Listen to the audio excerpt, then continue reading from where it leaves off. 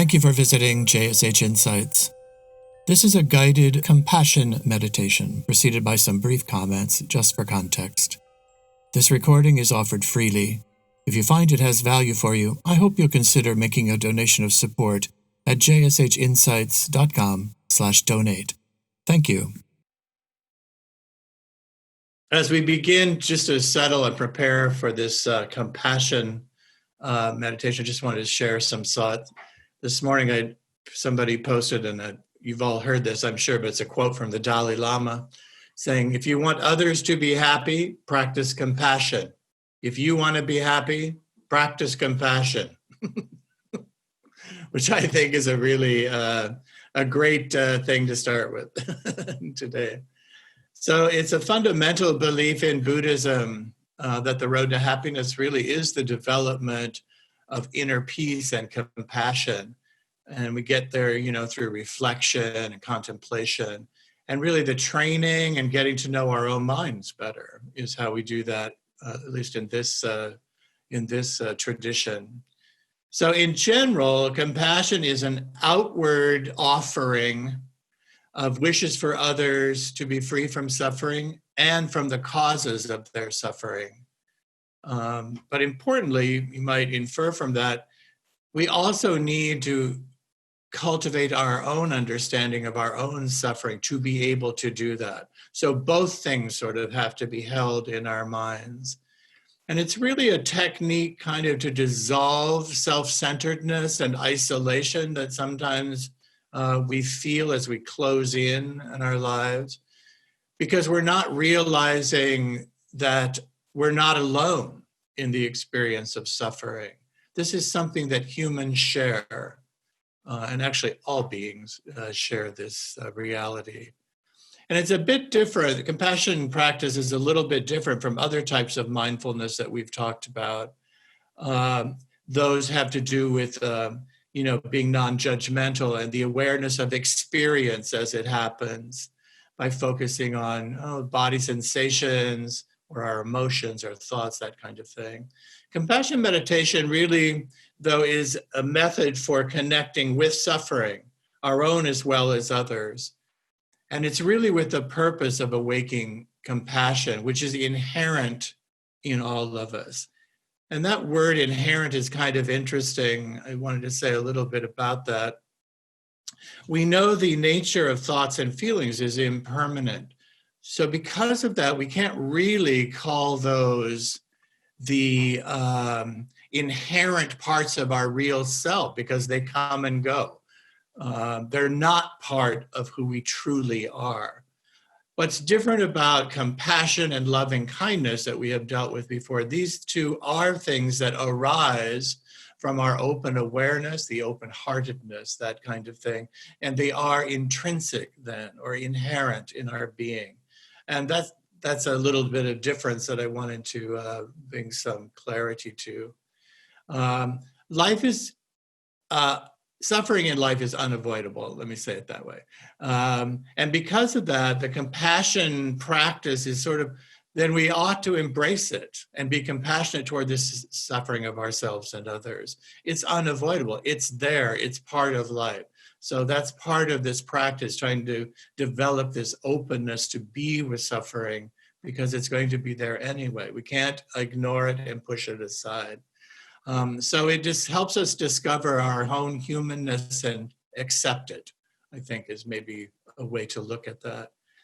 And for context, there are 4 of these states that loving kindness and compassion we've talked about, but there are 4 states that are called the sublime states or the divine states in Buddhism.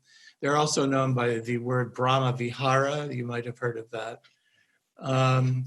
And the Buddha suggested that we really cultivate these states to become the habitual nature of our mind in order to create the best possible relationship we can have with the world and everyone in it.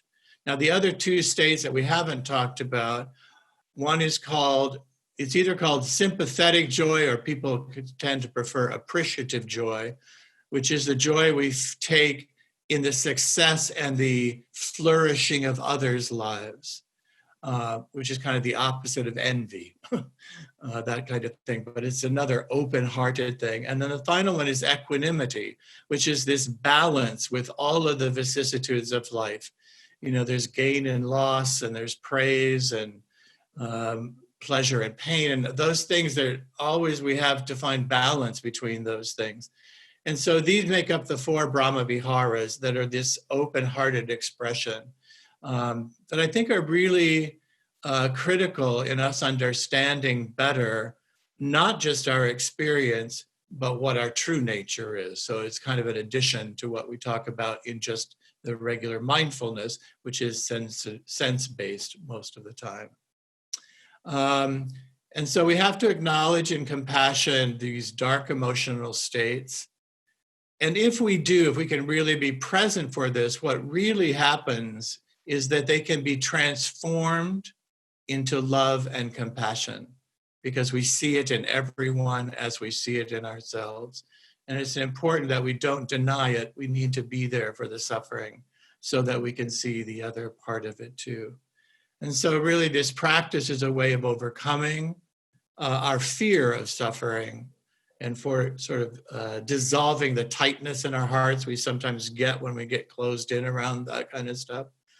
And it's a method for awakening compassion, as I said, that's inherent to us.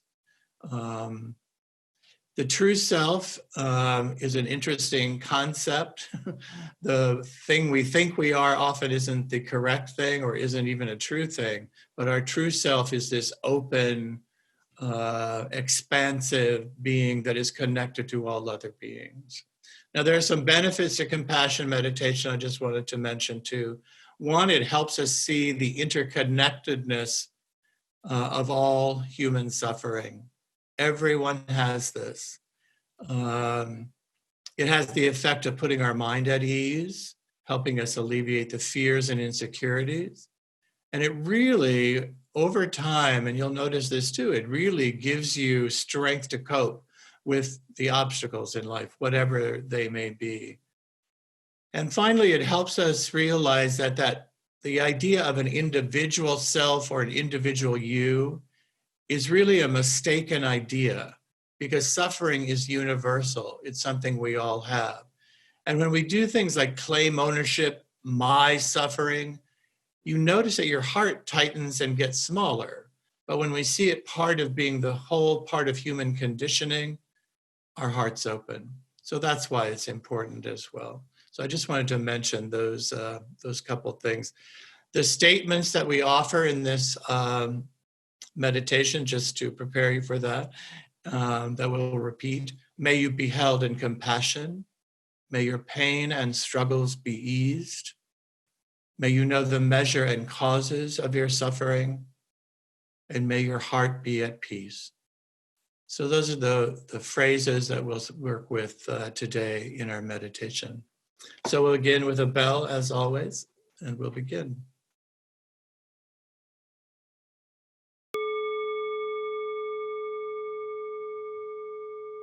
So let yourself find a way to be centered and seated in a quiet way. We'll begin by breathing softly, feeling your body present, your heartbeat, just sort of acknowledging the life within you.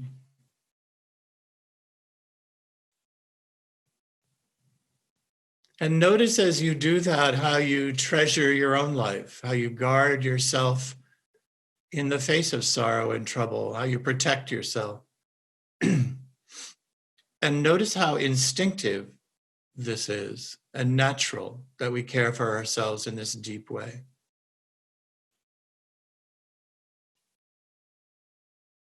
In particular, we've probably all noticed that in these uncertain times, how dearly we hold ourselves as anxieties arise.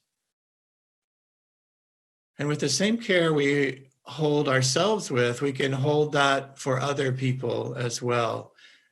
In what we're going through now, I think I've mentioned it before, we can do that for first responders, for example. For people who are losing or have lost loved ones.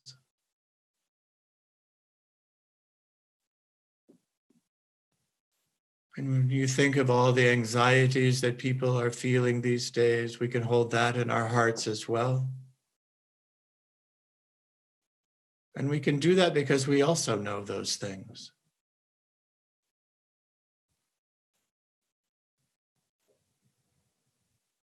And because we do, we can extend compassionate feelings and wishes for other folks. And so to practice and to cultivate this idea of compassion, we can begin by bringing to mind people, known or unknown, with whom our lives intersect. So begin with somebody whom you know well, someone close, someone you love dearly, have deep affection for. And bring that person here. Imagine them sitting in front of you. And picture them. Feel your natural caring and your connection with them, your love for them. And notice how you hold them in your heart with such care and kindness.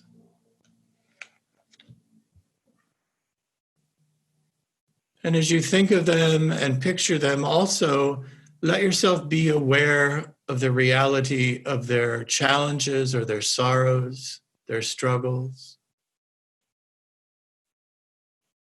the suffering that they have in their lives, as in all human lives.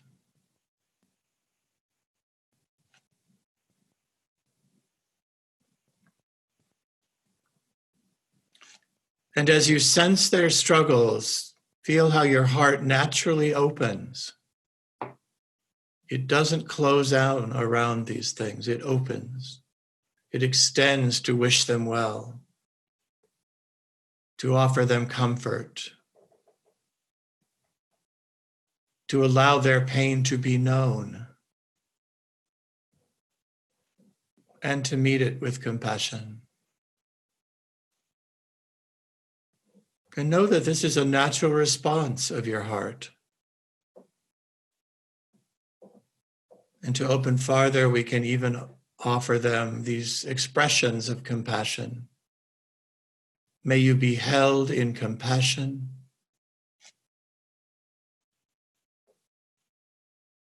May your pain and struggles be eased.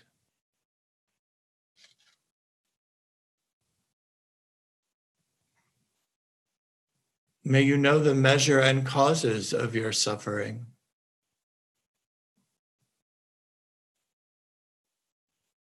And may your heart be at peace.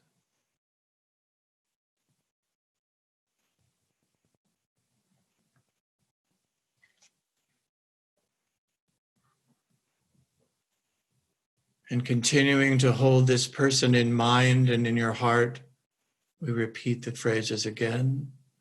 May you be held in compassion. May your pain and struggles be eased. May you know the measure and causes of your suffering. And may your heart be at peace.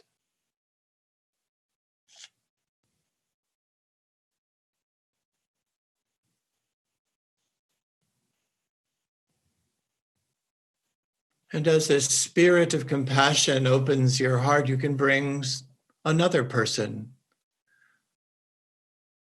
another loved person. Bring them here as well. It could be a friend or a family member. And we do this because we want to remember that we can offer this to all beings. But we start here with our inner circle. Hold them in your mind's eye and your heart.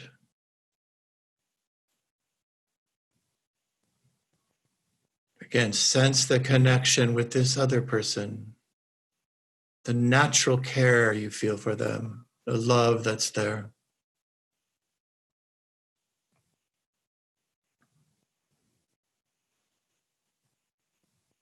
And feel your heart, how you hold them.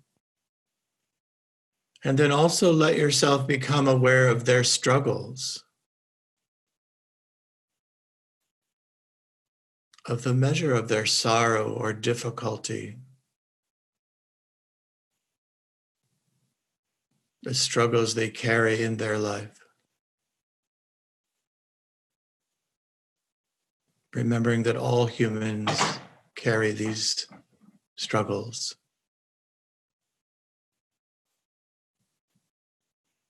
And again, as you sense their struggles and difficulties, again, notice how naturally the spirit of compassion opens your heart.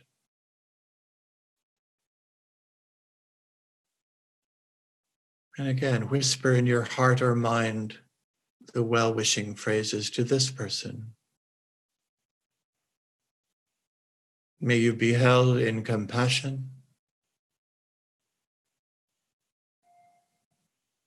May your pain and struggles be eased.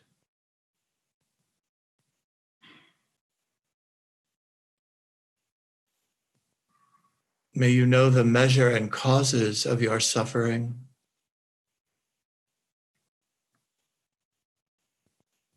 And may your heart be at peace.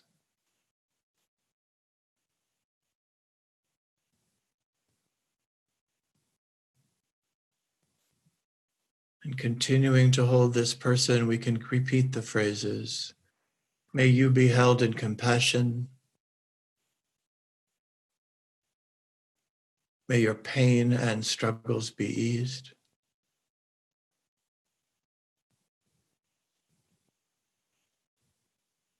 May you know the measure and causes of your suffering. And may your heart be at peace.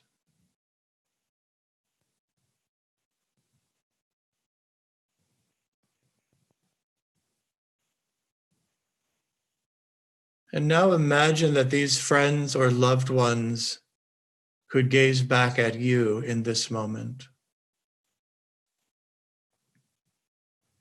And know that they would wish the same for you.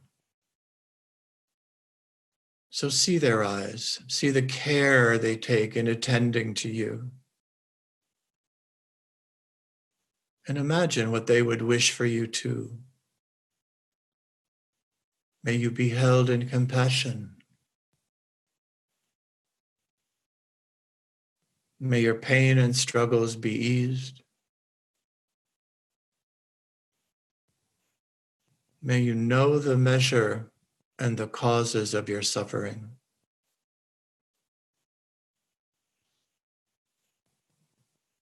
And may your heart be at peace.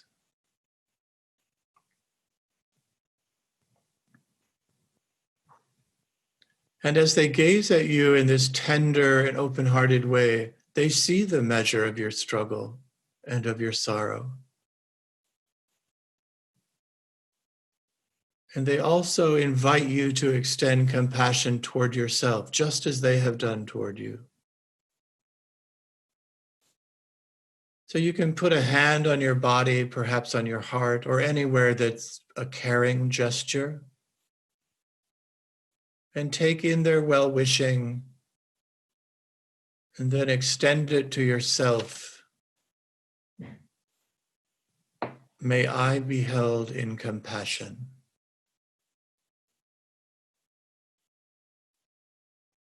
May my pain and struggles be eased.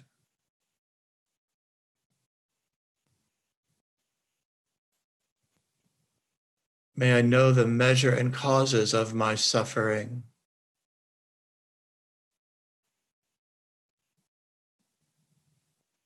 And may my heart be at peace.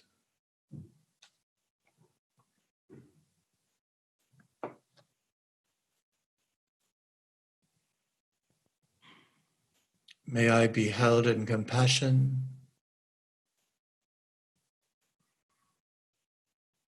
May my pain and struggles be eased.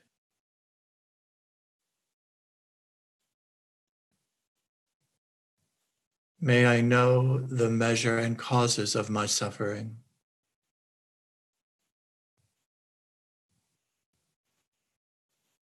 And may my heart be at peace.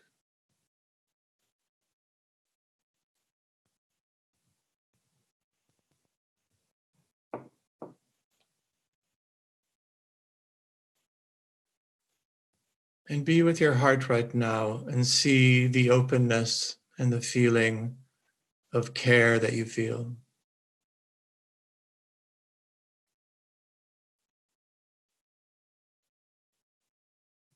And that we can offer this to ourselves as well. Just as we hold those we care about in our hearts.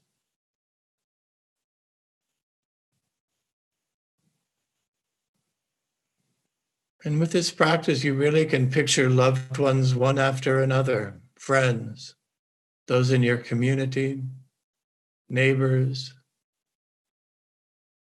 even people you know only casually.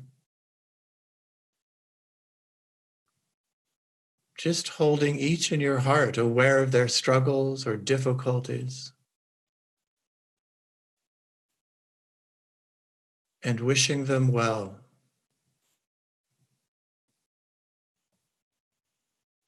May you be held in compassion. May your pain and struggles be eased. May you know the measure and causes of your suffering. And may your heart be at peace.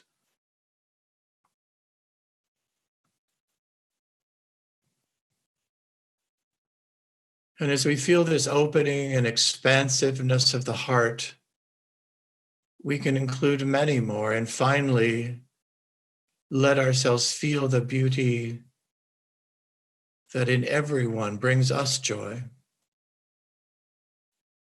and how their suffering makes us weep.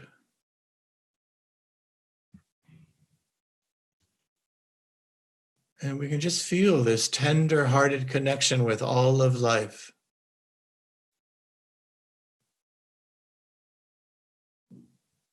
And as we breathe gently, we can just let our heart be kind of this transforming force that's touched by the sorrows of the world, but also extends compassion to all.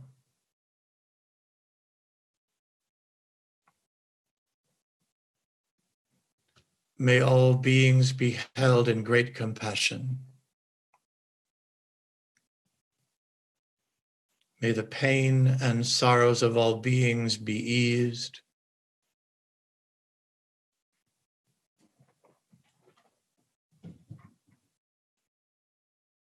May all beings know the measure and causes of their suffering. And may all beings find a great heart of peace.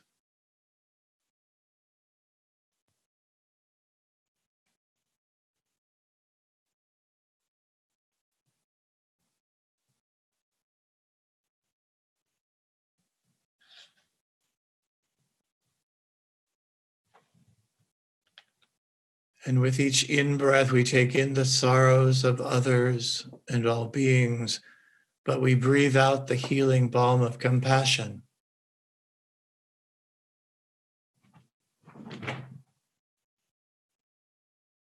Bringing peace to loved ones and ourselves, and then all beings.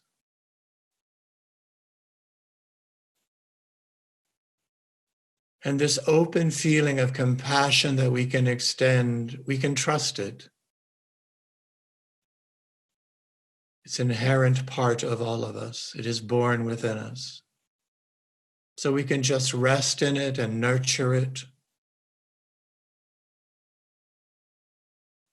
Allow it to shine.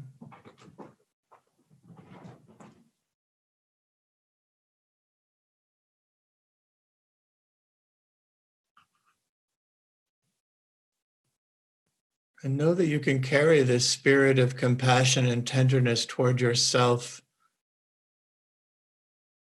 as well as with the struggles of all beings that you encounter. You can become this beacon of kindness in the midst of the world.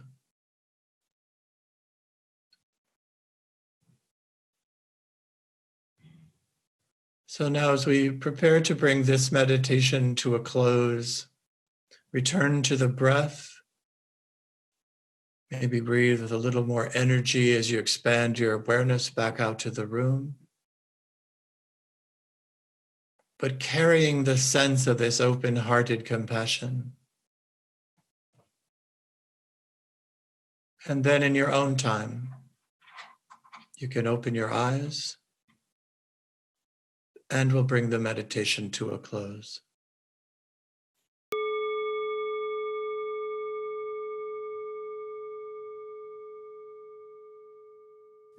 Thank you very much, everyone. Let's take this out in the world today. It's sorely needed. So I appreciate. I'll see you all very soon.